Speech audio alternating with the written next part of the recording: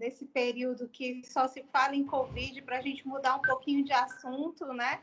Falar sobre o câncer de mama, né? Que é um câncer que tem uma prevalência bem significativa no nosso estado, no nosso país, né? Aqui no Maranhão ele só perde mesmo para o câncer de colo uterino e de pele, né? Mas que vai ser melhor abordado na sequência com o doutor Gumecindo, que já se faz presente aqui também, certo? Então, vou focar um pouquinho mais na mama, né? Que é minha especialidade, minha maior especialidade, né? Então, como vocês já devem saber bem, o câncer de mama, 95% dos casos correspondem a fatores, a uma causa multifatorial, 5% apenas tem relação com as alterações genéticas, as mutações genéticas, na verdade, que são transmitidas de forma hereditária. O câncer em si, ele é provocado por alterações genéticas, né? Existem falhas nos cromossomos, né? Na resposta genética dada pelos cromossomos que causam a formação dessas células diferentes, né? Essas células atípicas, que elas acabam se reproduzindo e formando o que a gente conhece por câncer, né?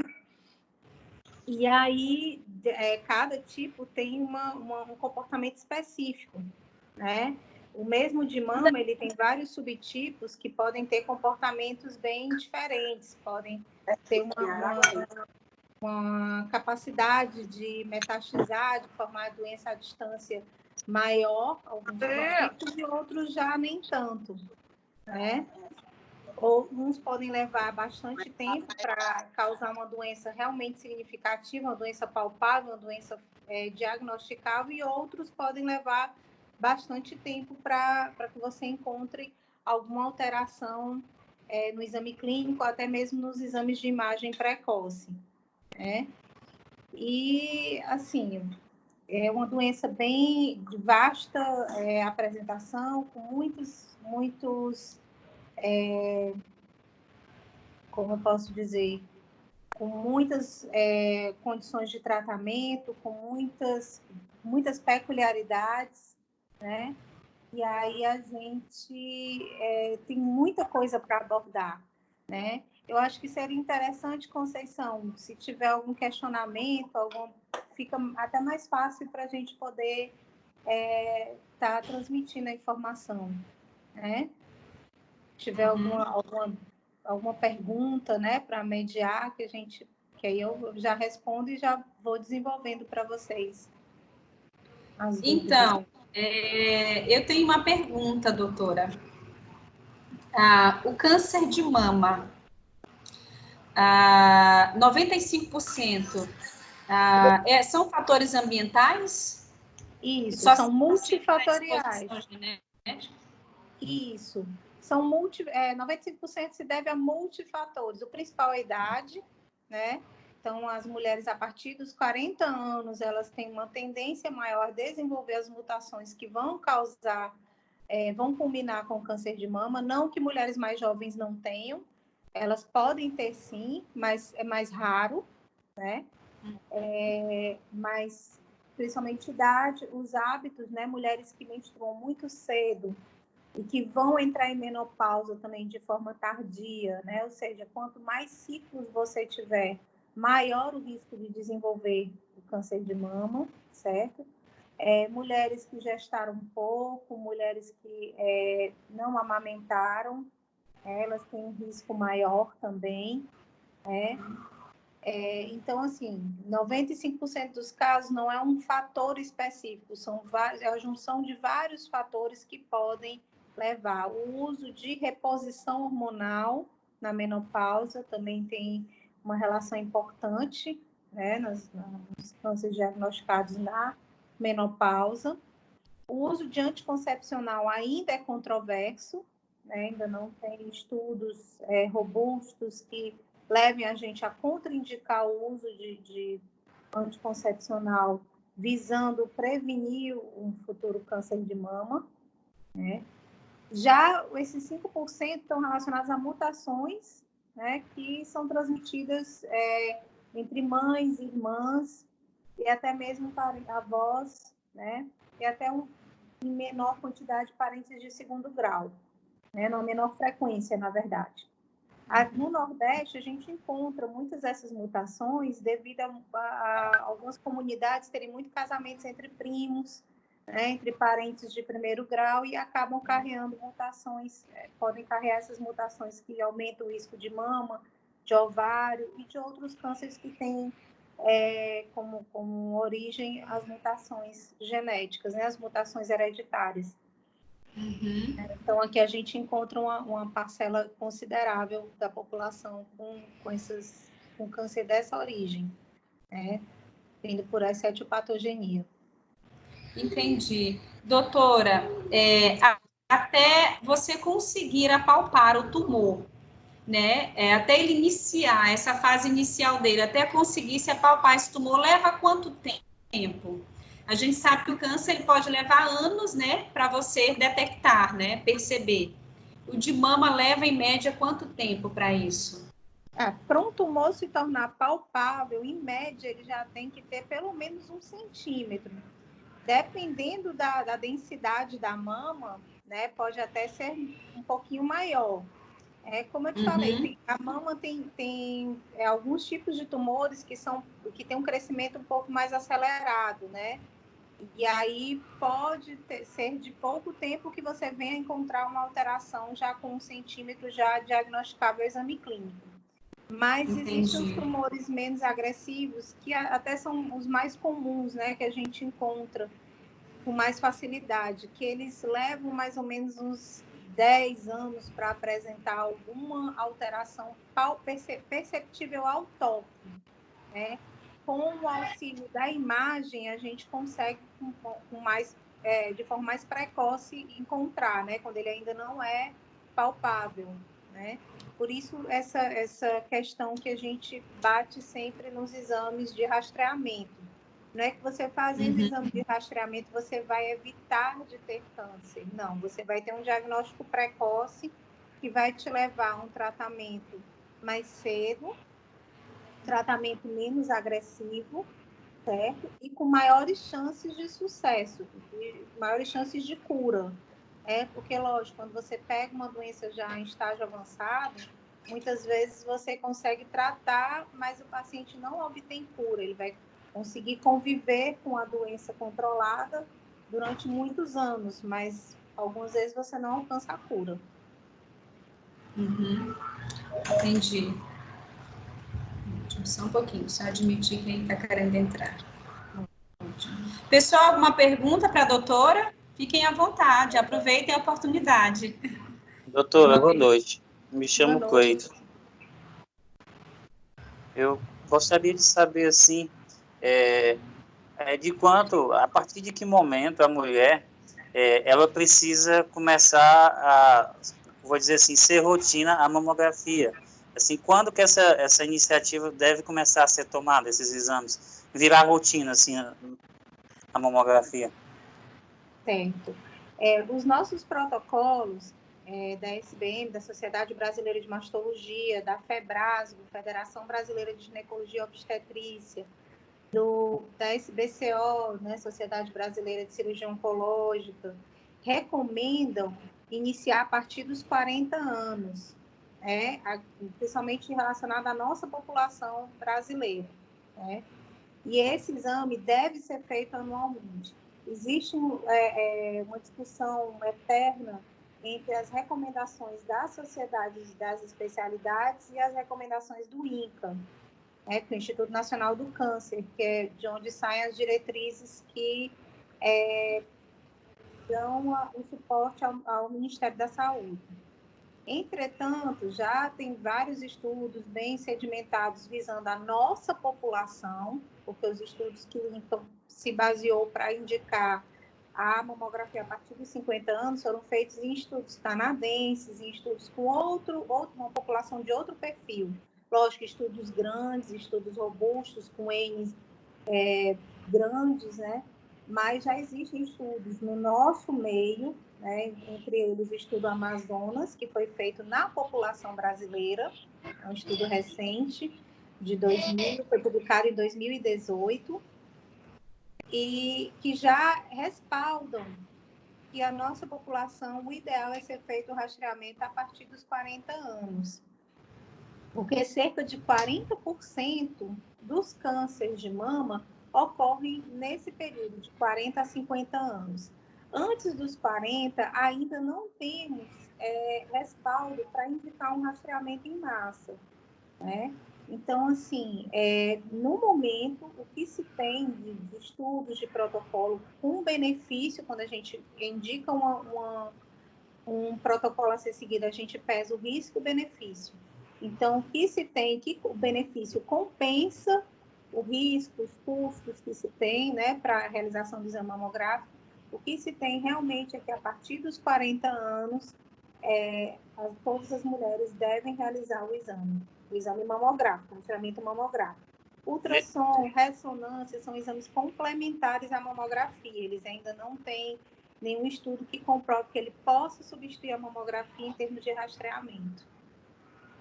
No caso, se tiver histórico na família do câncer de mama, essa idade ainda assim continua sendo a mesma para a questão da mamografia? Não, aí tem que ser avaliado cada caso.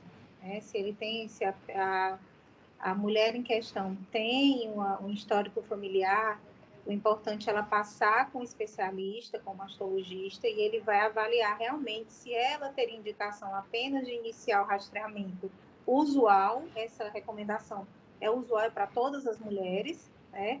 Ou se ela deveria iniciar esse rastreamento de forma mais precoce. Nunca antes dos 25 anos. Por quê? 25 anos, a mamografia da mulher abaixo de 25 anos, ela não traz tanto benefício, porque o padrão da mama de uma mulher de 25 anos é uma mama mais densa e muitas vezes não se consegue identificar muita coisa. Então, geralmente a gente não recomenda mamografia em mulheres com idade inferior a 25 anos.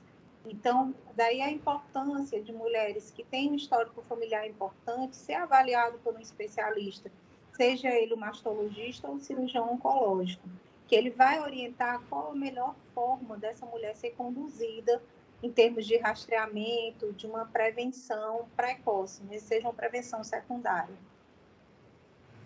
Ok, agradecido. Nada. Tá. Mais alguma pergunta, pessoal, para a doutora? Vamos perguntar, aproveitem a oportunidade. Adriana. Tem uma professora. Eu tenho dúvida. Então, o Adriano vai fazer primeiro a dele, logo depois a você, tá? Adriano, você pode fazer a sua. Queria saber quais os tipos de câncer mais comuns na mama. Bom, o mais comum é o carcinoma ductal, né? Nós temos também o lobular, né? Nós temos os mais atípicos, né? Enfim, mas o mais comum é o ductal invasor, né?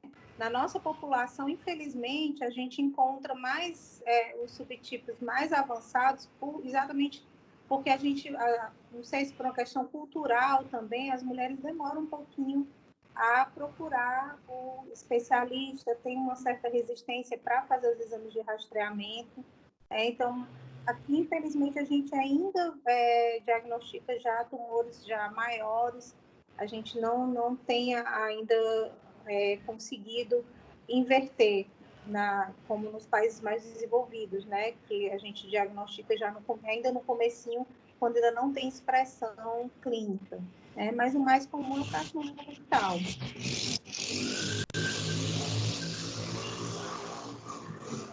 Ok, Adriano. Mais alguma... Obrigado. A pessoa que pediu a palavra, depois do Adriano. Ayane. Doutora, eu tenho uma dúvida com relação a nódulos, que às vezes a gente faz o exame e consta-se que tem nódulos, aí eu não me recordo se a doutora me disse se era nódulos de massa ou se era de gordura quando eu fiz. E aí eu fiquei preocupada e até questionei assim, se não seria o caso de retirar esses nódulos, porque eu fiquei com medo de que futuramente eles pudessem vir a ter um câncer, né? Aí a doutora falou que não precisaria tirar, que eu fizesse acompanhamento Mas só que eu fico toda vida com essa dúvida se pode vir a virar um câncer. Eu fico nessa preocupação, com vontade de tirar esses nódulos. A minha vontade é de retirar eles, né? Só que elas para mim não me preocupar. Eu posso ficar despreocupada ou não. Certo. Se o seu nódulo, a lesão que você tem na mama, são lesões com características de benignidade, a grande maioria dos casos você não precisa estar se submetendo a procedimento cirúrgico. Lógico, tem que ser avaliado caso a caso. O nódulo de câncer, ele já começa com características bem específicas que sugerem que precisam ser abordados de uma forma mais invasiva, certo? Daí a importância de você ser avaliado por um especialista. Nódulo de gordura, nódulos benignos, com menos de 1 centímetro, geralmente a gente não indica procedimento cirúrgico, a não ser que tenha algum fator de risco associado, seja uma pessoa que tenha uma mutação genética já conhecida, que tenha um histórico familiar de câncer de mama, né? Em parentes de primeiro grau, com consanguinidade direta, seja mãe, irmãs, aí é um outro contexto. Mas a grande maioria das lesões benignas não necessita tratamentos mais invasivos, né? Necessita, sim, que seja observado durante um certo tempo, num período curto, né? Um prazo mais curto de tempo, ou seja, a cada 6 meses. Algumas vezes se indica um período menor, né? Através de exames de imagem. Porque muitas vezes o risco de você se submeter a um procedimento mais invasivo não compensa o provável benefício que você acha que vai ter. Então, tudo isso tem que ser avaliado com muito critério, certo? Então, um nódulo de gordura, pouco provável vai virar algo perigoso que você vai ter câncer ou vai morrer dele. Mas, você se submeter a um tratamento mais invasivo, para retirar esse nódulo de gordura e você ter uma complicação com anestésico, com infecção, com o próprio procedimento cirúrgico, o procedimento invasivo que você for fazer, é bem maior do que ele de virar alguma coisa mais séria que vai comprometer sua vida ou pelo menos sua qualidade de vida. Certinho? Tá, entendi agora. Certinho, obrigada. Próxima pergunta. Eu tenho uma pergunta. Boa noite, doutora Thaline. Boa noite. Em relação ao caso de um câncer de mama, né, em que o tumor ele é raro e normalmente agressivo. Isso interfere diretamente, por exemplo, na probabilidade de ocorrer metástase desse tumor? Cada tumor, ele tem uma identidade, tá certo? Cada tipo de tumor, ele tem uma identidade que a gente constata não só pelo exame anatomopatológico, aqueles pedacinhos que a gente retira para mandar para biópsia, e ele vem o diagnóstico é câncer ou não é câncer, certo? A partir do momento que ele deu câncer, a gente indica um outro estudo chamado estudo imunistoquímico, que ele vai avaliar alguns componentes daquele tumor que pode indicar uma maior agressividade ou não. Geralmente, quando esse estudo indica que o tumor tem uma agressividade maior, certo? Ele tem uma chance também bem maior de metastizar, fazer doença à distância, né? Como também de um crescimento mais rápido, né? Daí a gente só tem realmente como indicar qual tipo de tratamento, por onde vai começar, se a gente vai fazer a cirurgia front, que seria a cirurgia primeiro do que o restante do tratamento, ou se vai começar com a neoadjuvância, ou seja, a quimioterapia na frente da cirurgia, né? Depois dessa análise do estudo imunistoquímico, né? E levando também em consideração o nível do estadiamento que foi encontrado o tumor durante o diagnóstico, qual o tamanho que ele foi encontrado, se durante o exame clínico já foi identificado alguma alteração em axila, nas fossas supraclaviculares, que são os locais que primeiro se encontra implantes de células de câncer de mama. Então, tudo isso tem que ser visto de forma bem criteriosa e bem individualizada. A gente costuma falar que o paciente câncer de mama é o paciente paletó. O tratamento para o câncer de mama é o tratamento paletó, ou seja, cada um tem o seu. né? O meu paletó não vai caber na Conceição, não vai caber no Dr. Gumercindo, como o do Dr. Gumercindo também não vai ficar tão bem em mim, nem tão bem na Conceição. Da mesma forma, o câncer tratado numa paciente X, o tratamento que vai se adequar para uma paciente X, talvez não seja o mesmo para a paciente Y, mesmo elas tendo o mesmo subtipo. Então, tudo isso a gente tem que ser visto de forma bem individualizada. Muito bom. Mais alguma pergunta, pessoal, para a doutora? Eu tenho, professor. Fica à vontade. É o Vitor aqui. Eu queria saber, porque a doutora disse que a partir dos 40 anos a mulher tem mais predisposição a adquirir o câncer de mama. Eu queria saber o que muda no organismo feminino, além do envelhecimento. Exatamente essa questão do envelhecimento. A mulher sofre as mutações decorrentes, tem um risco maior de sofrer mutações decorrentes das próprias mudanças hormonais, fisiológicas, que ocorrem no organismo dela. Então, daí tem se encontrado essa idade, né, feito vários estudos, que tornou-se uma idade limite de que se deve começar o rastreamento, porque se observou que vem aumentando, que aumenta a partir dessa idade a incidência, né, do câncer de mama. Mas é decorrente exatamente desses múltiplos fatores, dos fatores hormonais, das experiências adquiridas do ponto de vista de exposição ao estresse, exposição a patógenos, que podem induzir de forma multifatorial nas alterações, nas mutações que vão induzir ao surgimento das células oncológicas do câncer de mama. Tá certo, obrigado. Tá ótimo. Mais uma pergunta, só a última pergunta, pessoal. A Merilane, professora. Pode direcionar para o doutor Gumercindo, ele está aí ao lado dela também, né, doutora? Professora. Tá aqui. A Merilane. Pode ficar à vontade, Meire. Boa noite, doutora. Recentemente, a gente ouviu muito falar sobre celebridades, né, que estavam retirando as próteses de mamas devido a dizer que é um fator de risco, né, para desenvolver o câncer. Isso o que a senhora fala sobre isso? Pronto, existe um tipo de câncer de mama, certo? Que é o tumor anaplásico, que ele é decorrente na verdade, ele é um tipo de linfoma, decorrente do uso de um tipo, aliás, foi encontrado uma frequência maior em mulheres que faziam uso de um tipo de prótese, que é a Natrelle, que é uma prótese texturizada, que inclusive foi retirada do mercado já há alguns anos. Então, foi encontrado especificamente com aquele tipo de prótese um aumento na incidência desse tumor. Não são todas as próteses de silicone que causam, que vão induzir ao surgimento desse tipo de câncer.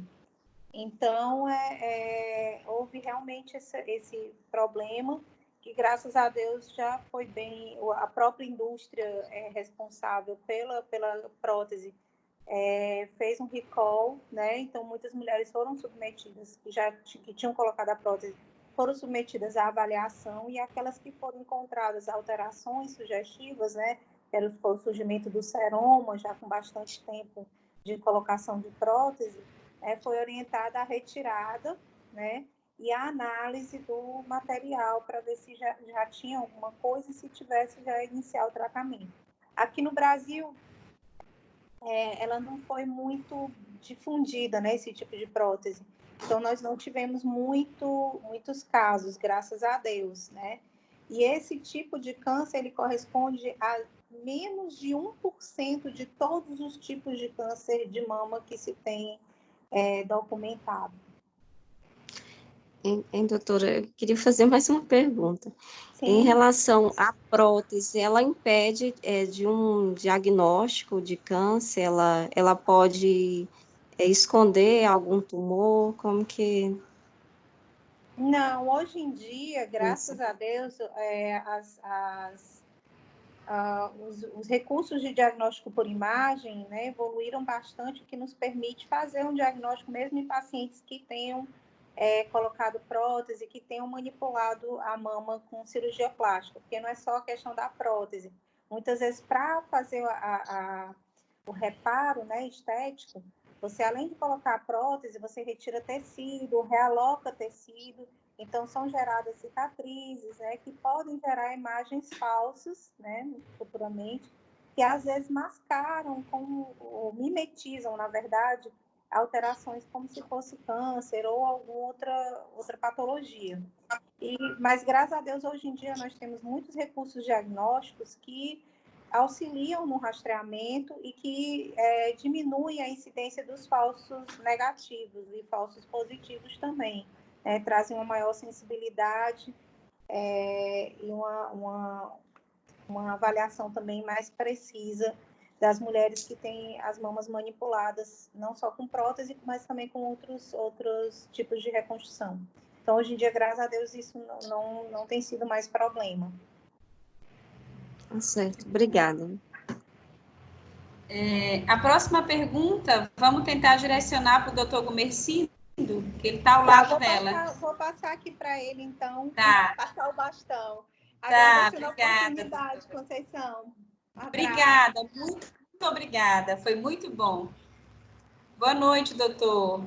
Boa noite, Conceição. Boa noite a todos os acadêmicos aí do curso de farmácia e odontologia, Unisuma, viu? Muito obrigada por sua disponibilidade. Pessoal, quem gostaria de fazer pergunta para o doutor Gumercindo, aproveita a oportunidade. Pergunta para ele, ele é cirurgião, né, doutor? Cirurgião oncológico. Isso, cirurgião geral, cirurgião oncológico. Eu estou hoje como vice-diretor nacional da Sociedade Brasileira de Cirurgia Oncológica. Também sou professor pela Universidade Federal do Maranhão, do internato de cirurgia geral aqui na UFMA, aqui em Imperatriz. Professor da UFMA, do curso de medicina, né? Ótimo. Bom, se eles não têm nada para perguntar até então, estão tímidos, mas eu vou perguntar, doutor. A maior incidência de cânceres aqui em Imperatriz, qual é? Qual que tem mais aparecido? Assim, essa maior incidência se dá ao quê? Se atribui ao quê? Eu vou fazer um panorama assim, mundial, depois passar para o nacional e aqui para ir para a nossa estadual e para a nossa realidade. Tem, assim, no mundo, as diversas instituições que estudam câncer, tem uma estimativa que em 2018 nós tivemos 18 milhões de casos de câncer no mundo e 9,6 milhões de pessoas morreram em decorrência do câncer. O câncer mais comum no mundo todo, entre homens e mulheres, é o câncer de pele não melanoma. Mas, assim, se a gente for para descartar esse tipo de câncer de pele, um dos mais incidentes no mundo, é um fato até que vai chocar muita gente, é o câncer de pulmão e brônquios. Principalmente por causa do hábito do tabagismo no sudoeste asiático. Aqui no Brasil, há 30 anos, a gente tem uma campanha que teve reconhecida mundialmente e fez com que, basicamente, você vê poucos jovens hoje, principalmente aqui no Imperatriz, se você analisar, não tem muita gente fumando. Adolescentes, jovens, não tem. E com isso, assim, a gente conseguiu diminuir 30% a incidência dos cânceres da parte do pulmão e brônquios e também câncer de boca também, que é uma área, assim, para quem faz a parte de odontologia, vocês vão acabar, em algum momento, encontrando lesões na gengiva, na língua. Assim, o paciente vai fazer uma revisão ou uma avaliação, como é que está a saúde bucal, e vai acabar o profissional fazendo esse diagnóstico. O câncer de mama, no mundo, é o segundo câncer mais incidente das mulheres. E o de próstata fica entre o segundo e terceiro em alguns locais. No Brasil, a gente tem o câncer mais comum é o câncer de pele não melanoma, tanto em ambos os sexos, e no homem é o câncer de próstata, e na mulher é o câncer de mama. Já para o Maranhão, nossa realidade, até a estimativa de 2018, o câncer de colo uterino no Maranhão era o mais incidente. Hoje está quase como se fosse quase um empate técnico. O câncer de mama está quase igual ao câncer de colo uterino no Maranhão, e o de próstata é o mais incidente. Em Imperatriz, a gente não foge essa regra aqui do estado do Maranhão. Nós somos a maior cidade, assim, só perdemos população para São Luís, E a gente tem uma estimativa que o câncer mais incidente é o câncer de pele, não melanoma. Em mulheres, o câncer de colo uterino, seguido pelo câncer de mama. E nos homens, o câncer de próstata. É o mais incidente. Ótimo. Muito bom. Pessoal, Professora, alguma pergunta? eu quero fazer. Pode fazer. Doutor, boa noite.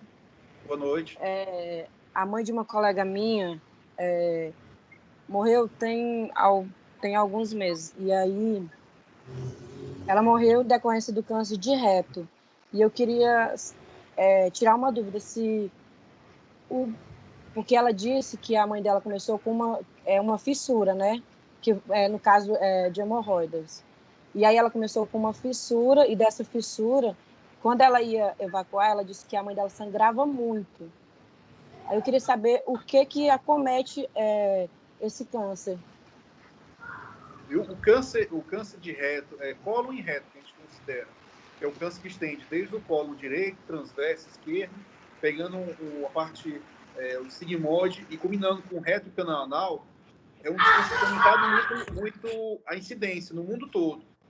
Um dos fatos relacionados é o hábito de vida ocidental, principalmente gestão de dietas com poucas fibras e com muita carne. Isso a gente verifica assim, se a gente comparar os países asiáticos, que têm digestão baseada em peixes e arroz, eles têm, e muita fibra, eles têm relativamente poucos casos de câncer de cólon e reto. Já quando a gente vem aqui para o Ocidente, América, Europa, aqui mesmo no Brasil, a gente verifica que acontece muito isso. O câncer pode ser gerado um processo inflamatório contínuo. Ou seja, se a paciente tiver algum processo que esteja causando ou uma infecção, uma inflamação de forma contínua, aquele local, em determinado momento, pode desenvolver um câncer. E isso pode ter sido o que aconteceu com a mãe dessa sua amiga, viu? Então, a gente tem que ter muito cuidado. O câncer de cólon e reto ainda tem uma peculiaridade, assim, ele não é um câncer que tem um sistema de screening. Screening é como se fosse um método de diagnóstico, um exame, para determinada faixa etária. Por exemplo, vocês tiveram agora a conversa com a doutora Germana, é notório no mundo todo, padrão universal, que a gente pode fazer a mamografia a partir dos 40 anos nas mulheres, é um exame de screening. Você pode fazer o diagnóstico precoce do câncer. Já no câncer do colo e reto, não tem. O que a gente tem que verificar é se a pessoa começar a apresentar alguns sinais, como constipação de forma crônica, também associado com episódio de sangue nas fezes, tem que procurar um coloproctologista, um gastro ou um cirurgião oncológico para poder ser avaliado. E o exame padrão ouro hoje que nós realizamos é a colonoscopia, que é uma endoscopia, só que ela é o aparelho introduzido pelo canal anal. E a gente faz toda uma avaliação dessa parte do intestino grosso e do reto do paciente. Um dado importante, assim, o câncer de reto e de colo, ele não é um câncer que ele começa assim, 1 mês, 2 meses, vai virar um câncer. Não, geralmente ele começa ou por um reto, com uma alteração crônica, uma inflamação, infecção crônica, e no cólon, no intestino grosso, geralmente ele começa a apresentar as alterações através de pequenas lesões, chamadas pólipos. Esses pólipos, eles começam com uma forma benigna, eles vão crescendo, e depois eles vão regredindo e comprometendo a parte glandular do tecido do colo. E tem estudos que demonstram que esse período assim, de lesão benigna até virar o câncer podem variar de 2 até 10 anos. Então, o que a gente verifica? Pacientes que começam a apresentar os sintomas, que é sangramento, vindo sangue, rajada de sangue junto com as fezes, ou começa a apresentar episódio de constipação crônica. Também casos de famílias que existem mutações genéticas, que às vezes um tio, um primo, um avô tiveram câncer de intestino. Nesse caso, tem que fazer acompanhamento, até testes genéticos, para saber se a família carrega essa alteração. Para a gente poder fazer o diagnóstico precoce, e fazendo o diagnóstico precoce, tratando na fase inicial, a gente pode curar esse paciente. Obrigada, doutor. Nada. Mais alguma pergunta, doutor? Eu tenho uma. Doutor, no Maranhão já teve um grande índice de câncer de pênis, né? Sendo que, da parte do homem, né? Sendo que uma das principais causas é a falta de higiene. Então, assim, eu queria fazer uma pergunta para o senhor. O senhor acha que no nosso estado, nosso município, tem pouca projetos de prevenções, esse tipo de coisa? Porque a gente sabe que tem meses, né? Novembro Azul, Outubro Rosa e tal, mas não deveria ser algo durante o ano todo, uma prevenção, conscientização, projetos? Assim, Imperatriz, até por incrível que pareça, a gente tem um trabalho aqui reconhecido na região Norte e Nordeste, que é pioneiro. Por exemplo, você já deve ter visto aquele ônibus rosa de combate ao câncer que existe aqui no município. Aquele ônibus, só para vocês terem ideia, já tem mais de 200 mil atendimentos. Há mais de 7 anos que tem um programa. E a gente foca assim, nos cânceres mais incidentes, que é câncer de pele, câncer de próstata, os homens acima de 45 anos com casos na família de câncer de próstata, e os homens com acima de 50 anos mesmo, que não tem o caso na família, mas por questão de como se fosse avaliação de screening, a gente faz o exame do PSA para poder avaliar se tem. Câncer de pele é feita a biópsia, e câncer de colo uterino é feita a prevenção, Papa Nicolau. No de mama, ele tem um mamógrafo para poder fazer um mamógrafo. Caso tenha alguma alteração, é encaminhado para o mastologista. No câncer de pênis, quando a gente faz as campanhas, geralmente a gente está associando. Porque, assim, é um câncer não muito incidente na população geral do Brasil, mas em estados como o Pará e o Maranhão tem uma grande incidência. Ele tem a relação mesmo com a falta de higiene e também em homens que não foram submetidos à cirurgia de fimose. Porque o que ocorre? Eu vou explicar para vocês. Quando o homem tem aquele excesso de pele e prepúcio, ocorre a formação na glande do pênis de uma substância chamada esmegma. Essa substância, se ela ficar de forma crônica, o homem não tiver o hábito durante a higiene, tomar um banho, tipo puxar esse prepúcio e lavar com sabão, pode ocorrer uma inflamação crônica nesse local. E essa inflamação crônica, com o passar do tempo, dependendo da predisposição genética do paciente, ele pode desenvolver um câncer de pênis, viu? Aqui, assim, no Maranhão, não é um câncer muito comum, mas tem incidência grande, e o município, assim, com o núcleo de saúde do homem e também o departamento da unidade móvel, a gente faz campanhas, assim, durante o ano para poder fazer esse levantamento. Eu sou suspeito para falar, porque eu também sou concursado do município e é o departamento que eu trabalho também aqui no município de Imperatriz, ali nos Três Poderes, que é essa parte da unidade móvel, junto com minha amiga e coordenadora do nosso programa, a enfermeira Vilenice. Muito bom. Mais alguma pergunta, pessoal, para o doutor? Professora, eu quero perguntar. Pode fazer uma perguntinha aí para ele. Mais 2 perguntas, tá? Viu, pessoal? Mais 2 perguntas, tá? Só mais 2. Vamos lá? Professora, eu gostaria de saber a respeito qual o câncer que tem mais prevalência em Imperatriz e o que mais mata e o porquê. Assim, o que tem maior prevalência é o câncer de pele não melanoma, viu? Principalmente o tipo carcinoma base celular, é o que mais te encontra aqui em Imperatriz. Ele, graças a Deus, assim, ele não é muito agressivo com de matar. Ele não causa muita metástase, ao contrário do melanoma, que é um dos cânceres mais agressivos que existe aqui também de pele, viu? No homem, a gente tem o câncer de próstata, que é o que mais mata no município, mesmo no sexo masculino, e na mulher é o câncer de colo uterino. E assim, o câncer de colo uterino no Maranhão, no Norte e no Nordeste, é um desafio, assim, porque a variante que mais mata, pessoal, é uma variante chamada carcinoma espinocelular. E ela é originada de um vírus chamado HPV.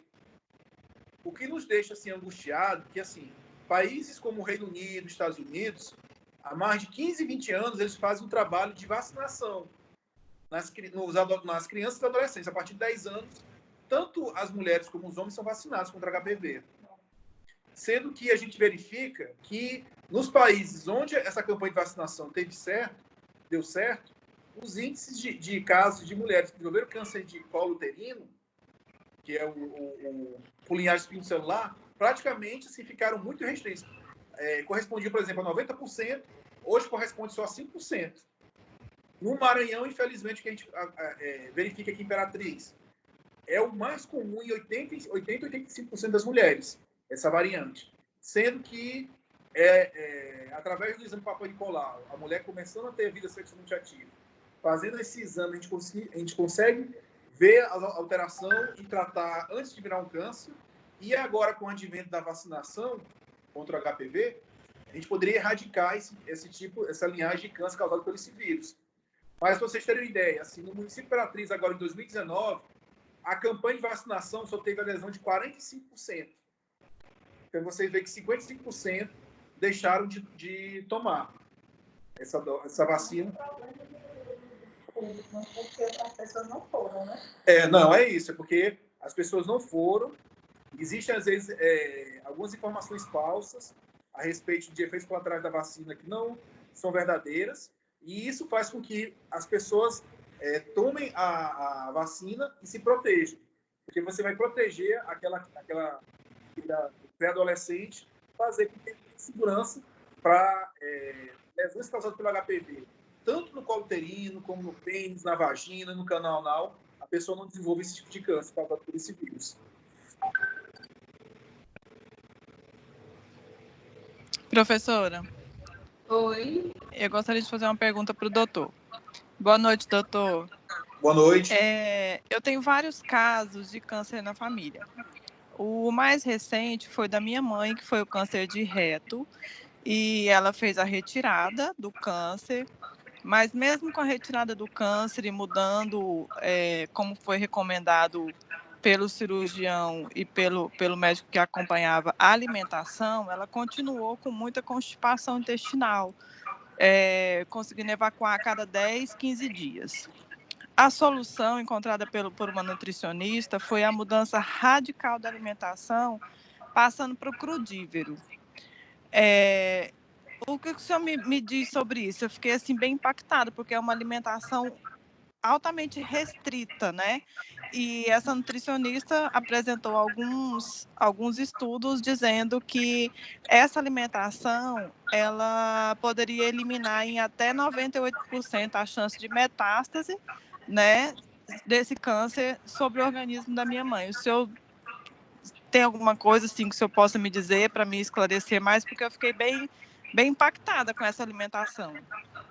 Assim, os cuidados do câncer de cólon, e como também com todos os cânceres, o que é mais importante é a gente fazer o diagnóstico na fase inicial.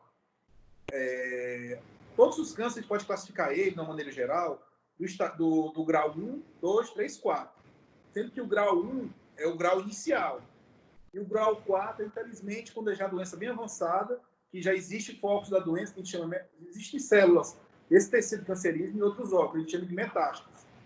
Quando conseguimos fazer o diagnóstico e o tratamento na fase 1, a gente tem uma boa chance de curar esse paciente. E um cuidado que nós temos que ter é porque, assim, levando, por exemplo, desse seu familiar, quando a pessoa já começa a apresentar o câncer, já teve uma série de eventos, exposições a fatores externos e alterações. Esses fatores externos causaram alterações genéticas ou com alterações genéticas que a pessoa já tinha, que fazem com que o tecido seja mutante. E se o tecido continuar a entrar em contato com substâncias que possam estimular ou agravar essa mutação, pode fazer com que volte. Então, hoje em dia, existem vários estudos e trabalhos que visam mesmo, que avaliam essa questão de alterações padrões alimentares, tudo, para a gente poder tentar controlar o surgimento de metástases ou até mesmo de outros focos de câncer. E no caso, seria a prevenção mais surgir o próprio câncer, e esse câncer crescer, essas células invadirem a corrente sanguínea, o tecido linfático, e irem para os outros órgãos. Então, assim, a teoria dessa dieta é basicamente isso, para evitar o estímulo e o surgimento de novos focos de câncer. Porque ainda tem um dado interessante para vocês.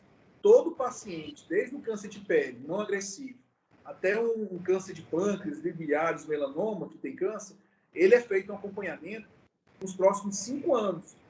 Sendo que a gente acompanha esse paciente para poder justamente ver se durante o tratamento ou após o tratamento, nesses primeiros anos, existe ou não a chance de voltar essa lesão, surgir alguma outra lesão nesse tecido que já está mutado. Entendi, muito obrigada.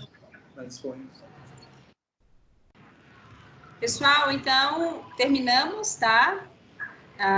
Os doutores, eles vêm de um dia de trabalho, tá? Doutor, muito obrigada por sua disponibilidade, foi ótimo, muito esclarecedor, muito obrigada mesmo, tá? Conceição, queria agradecer, viu? Já vou passar para a Germana para agradecer também. E tem um dado, pessoal, assim, muito importante, que está tendo uma mudança assim, no padrão da sociedade, do mundo todo, em relação às causas de morte. Antigamente, até a década de 50, a expectativa de vida nossa, assim, do brasileiro e da população mundial era até 50, 55 anos. Hoje em dia, vocês podem ver que as pessoas estão vivendo mais, 80, 85 anos, e está mudando um pouco. Assim. Teve advento de vacinas, melhora do padrão alimentar, medicações para evitar problema de acúmulo de colesterol nos vasos, tratamentos para infarto do miocárdio, como cateterismo, tudo, colocação de stents. E o que a gente está verificando, assim, várias pesquisas indicam que até 2030 vai ter uma inversão de padrão a principal causa de morte no mundo não vai ser mais doenças cardiovasculares, vai ser câncer. Então, por isso que a gente tem que ter muito cuidado.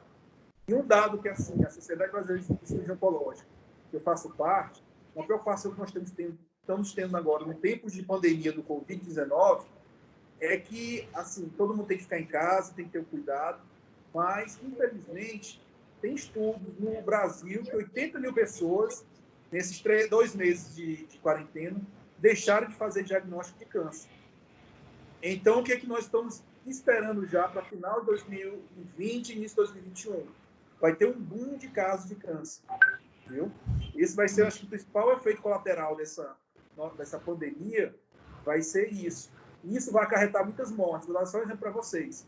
No Reino Unido, tem uma estimativa que vão morrer 18 mil pessoas por causa ou do atraso do tratamento ou por falta do diagnóstico de câncer.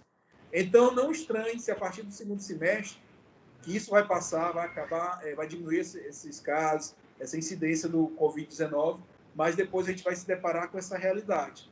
E várias pessoas não conseguiram fazer o diagnóstico ou tiveram seu tratamento interrompido, que a gente vai ter que fazer um esforço, a sociedade civil também organizada, para a gente poder também combater, que elas não venham perder a vida também por causa desse atraso, viu? Muito obrigado a todos, viu, Conceição? Precisando ter uma disposição, vou passar para a Germana. Boa noite. Boa noite. Era o que eu ia falar também em relação a isso, uma preocupação de todas as sociedades que tratam câncer atualmente, é exatamente o que vai vir depois do Covid. Semana passada a gente estava no encontro com uma colega que trabalha no Memorial, em Nova York, e ela comentando, não vai ser um privilégio só do terceiro mundo. Nos Estados Unidos, na Europa, também eles estão preocupados com essa questão. Vão ter muitos pacientes que vão deixar de ser diagnosticados, que estão tendo tratamentos interrompidos, e que vão, a partir do momento que começar a cair os casos de Covid, vão apresentar algum prejuízo, algumas vezes até de forma irremediável, por esse atraso no tratamento. Mas, infelizmente, não tem outra opção. A gente está vendo que é uma doença que pouco se conhece, que muito tem se tentado fazer, e que está levando a vida de muita gente, tem um poder de contágio muito elevado. Então, infelizmente, a gente vai pagar esse preço também lá para frente e vamos necessitar, mais uma vez, que essa corrente do bem que tem sido montada em relação ao Covid permaneça para ajudar nas outras doenças que vão retornar e que vão vir com suas consequências depois dessa crise. Mas o mais só agradecer, viu? E também me põe à disposição no que precisar, Conceição. Muito obrigada, doutora, muito obrigada mesmo. Foi maravilhoso, viu? Tá? Um forte abraço, fiquem com Deus, que Deus abençoe vocês. Obrigada por tudo. Obrigada. Tchau, tchau. Tchau.